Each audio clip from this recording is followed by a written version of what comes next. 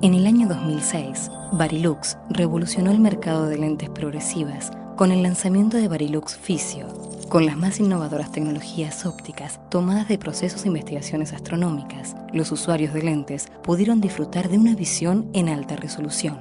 Dos grandes innovaciones hicieron posible esta experiencia única: un perfecto entendimiento del frente de onda que atraviesa la lente y el proceso de tallado digital. Al ofrecer una perfecta nitidez en los detalles, campos de visión más amplios y un contraste inigualable, Varilux Physio se ha convertido en un referente a nivel mundial para los profesionales de la visión y los usuarios de lentes.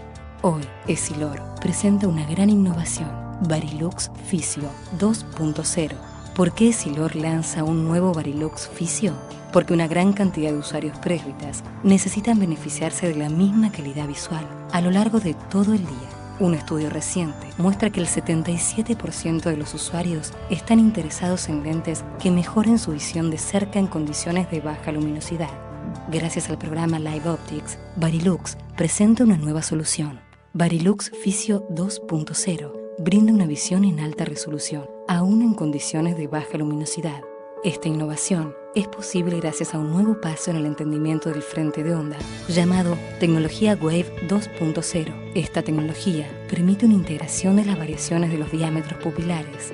Mientras que la primera generación de Varilux Physio solo utiliza 3 tamaños de pupila fijos en el diseño de la lente, Varilux Physio 2.0 integra tamaños de pupila infinitos para cada prescripción, sin realizar mediciones adicionales. El usuario disfruta así de una visión en alta resolución, con mayor nitidez y contraste, y campos de visión más amplios en todas las distancias, durante todo el día, en cualquier condición de luminosidad.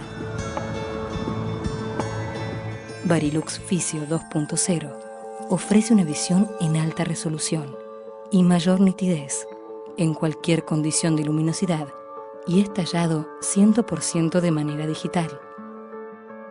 Varilux. Visión natural, siempre.